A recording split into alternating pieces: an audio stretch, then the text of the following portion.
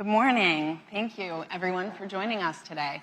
I'm Antha Williams, and I lead the environment program at Bloomberg Philanthropies. And I'm thrilled to be joined here today by Hank Paulson, the chairman of the Paulson Institute and former U.S. Secretary of the Treasury, and Dr. Jane Goodall, a conservation icon, the founder of the Jane Goodall Institute and a UN messenger for peace. Thank you both so much for being here.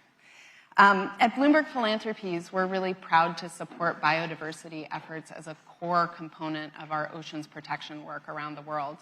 And earlier this year, we were really thrilled to announce new support for the country of Brazil to meet its 30 by 30 landmark biodiversity and conservation goals through protection of one of the world's largest mangrove forests and the southern Atlantic coral reef. So that's new work to deliver in advance of COP30. And these areas, as we know, are really critical to absorbing carbon, feeding coastal communities, and helping shield coasts from rising seas and extreme weather.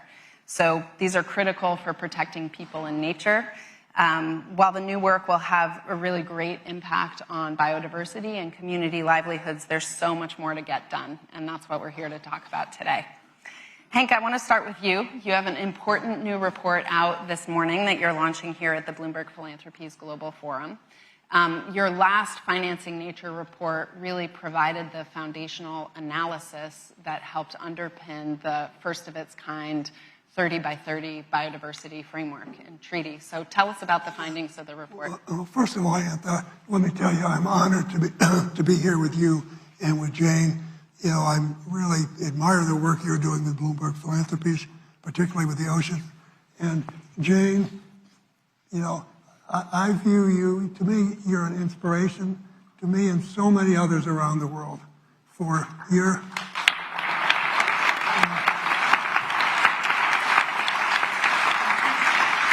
the leadership and the work you are doing fighting for wildlife and nature.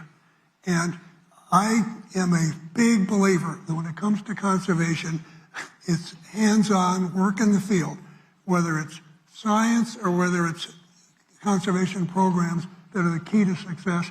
And you are the pioneer, you are the role model, you are the standard when it comes to that. So absolutely, unequivocally. So now to get back to your question, Antha.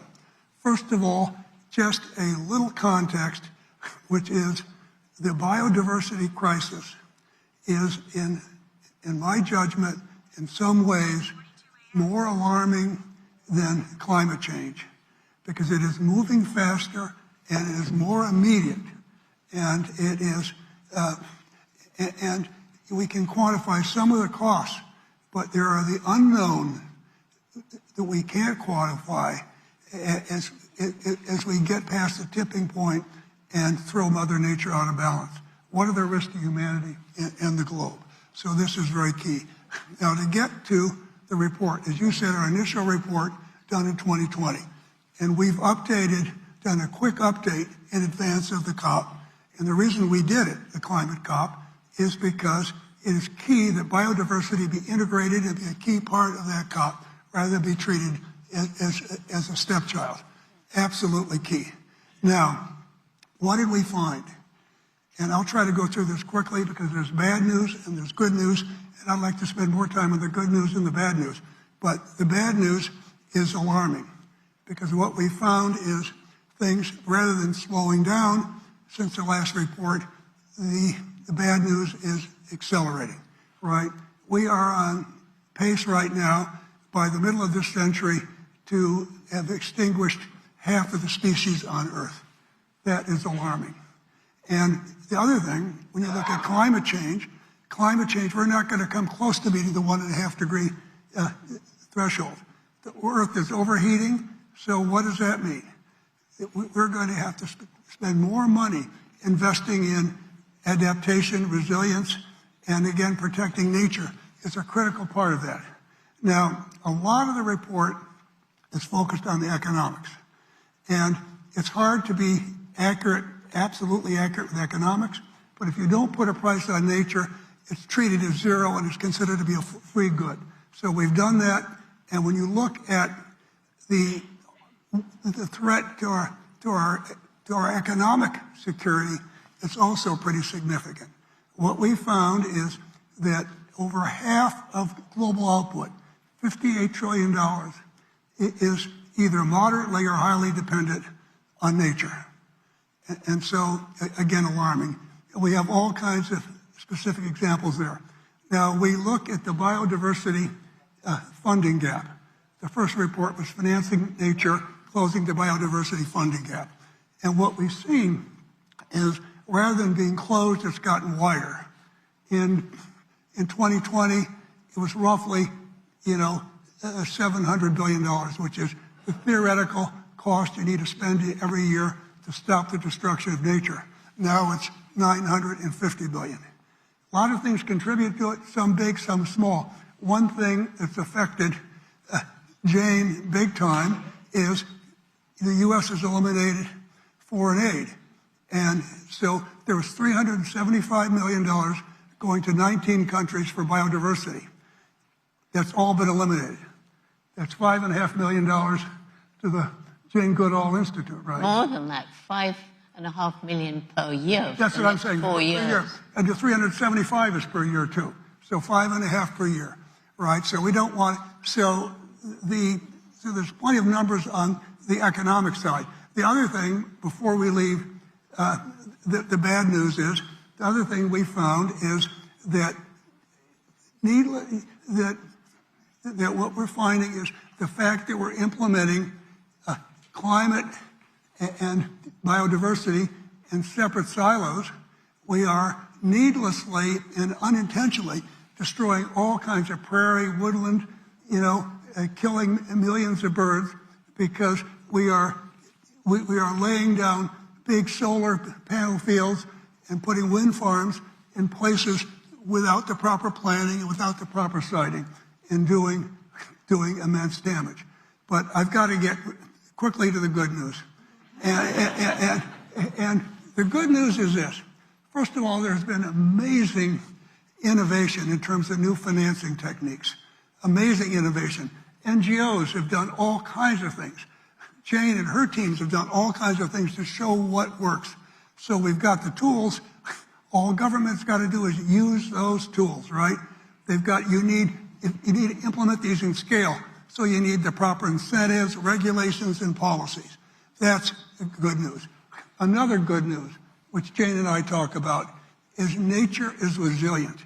It's much better to save it than to destroy it, but I got to tell you, it will come back quickly because it heals itself. And one thing that I've seen up close and personal, I live near what is now a wonderful living, breathing prairie and wetland. And that was, 30 years ago, it was cornfields. And my wife and a lot of other volunteers I've helped out have done this. And now we've got all these great wildflowers, prairie grasses, birds from, winter in Argentina, nest there, butterflies, insects, all interconnected. And show you how resilient it is. The wetland came back. I couldn't figure out how it did it, but wetland seeds will live for 100 years underground. And so that's another part of the good news. That's amazing. And hearing the sort of governments can do the right thing, private sector can do the right thing, and then there's community level benefits. And so I want to hear from you, Dr. Goodall, on this question. You've been at this for decades, starting with your work with chimpanzees in Tanzania. Tell us about what brought you to this point and the work that you're doing.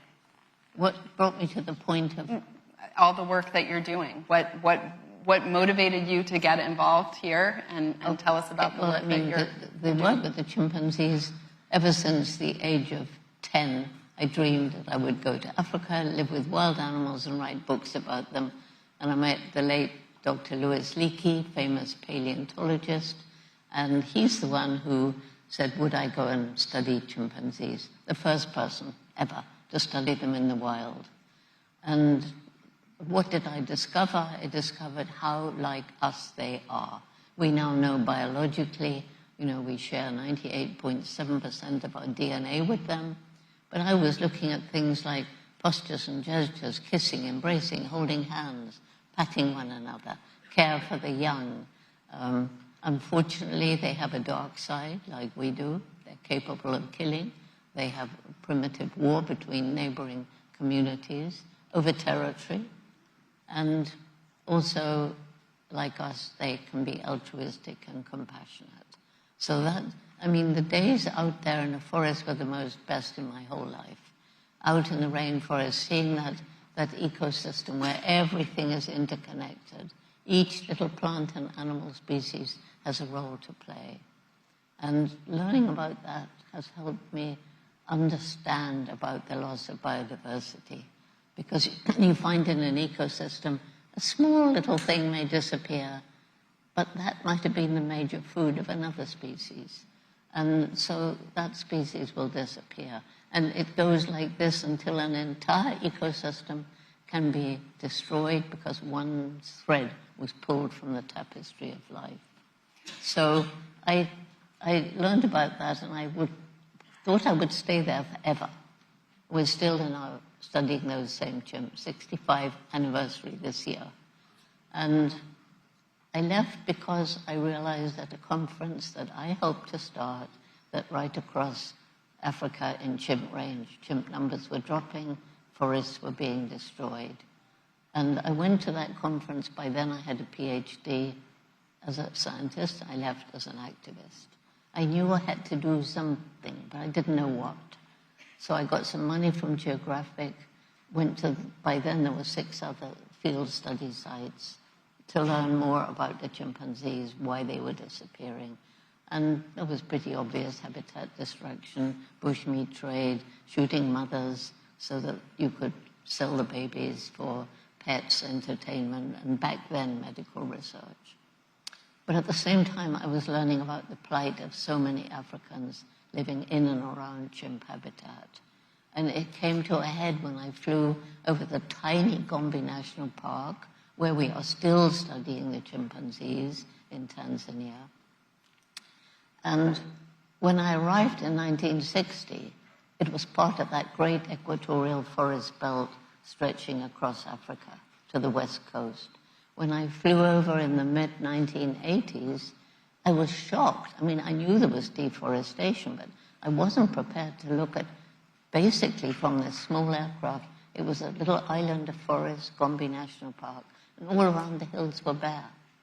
And why were the hills bare? Because the people were living in poverty.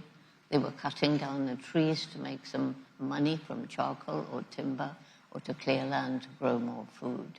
And it hit me then, if we can't find ways for these people to make a living without destroying the environment, we can't save chimps, forests, or anything else. So the Goodall Institute in Tanzania, we began this program. We call it the Jane Goodall Method of Community-Led Conservation, Tukari. And it wasn't a bunch of arrogant white people going into a small African village.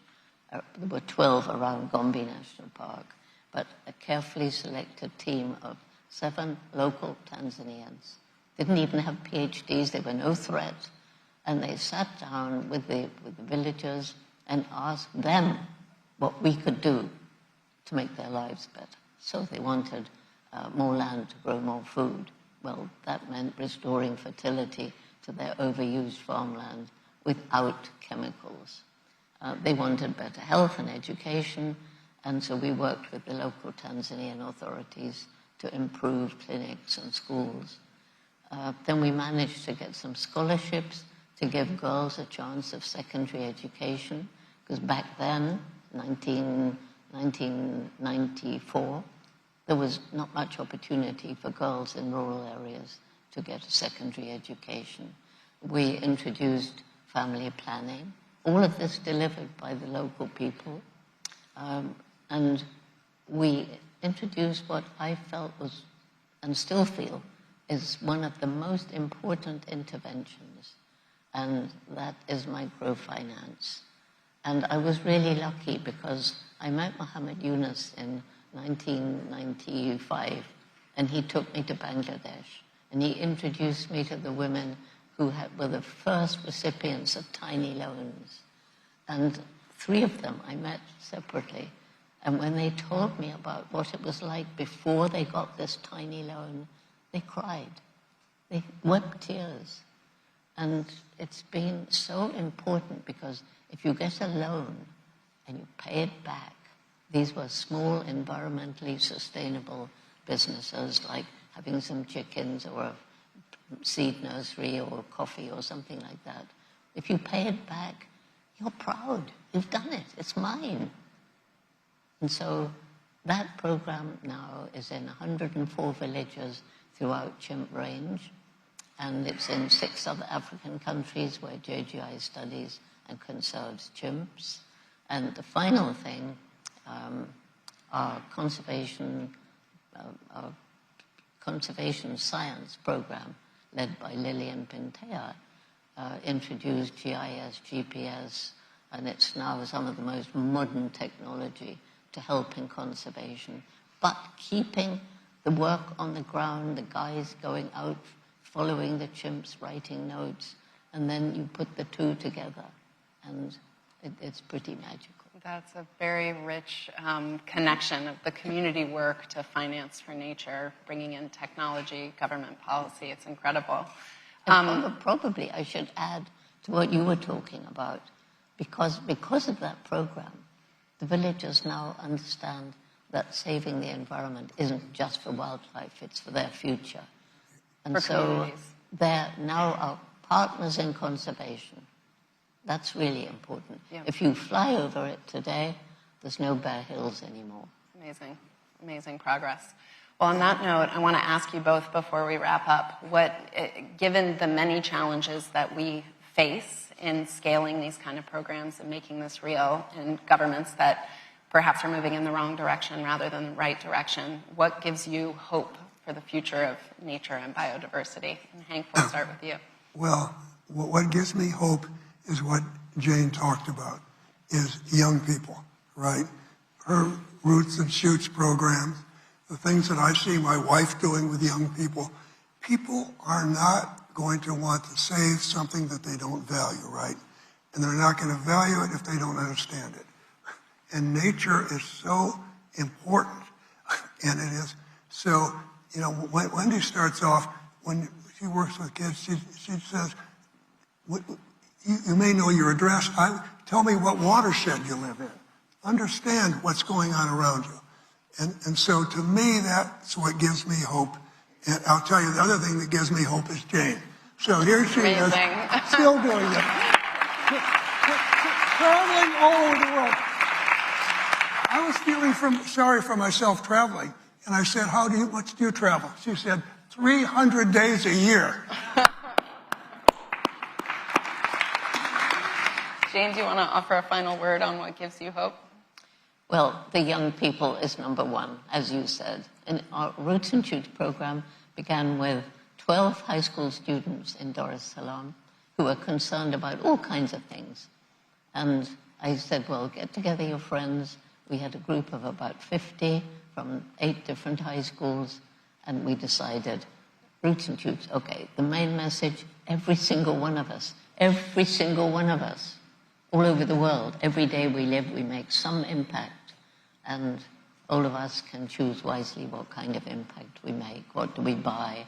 How was it made? Did it harm the environment? Was it cruel to animals like the factory farms? Is it cheap because of unfair wages? Then look for something more ethically produced. And so the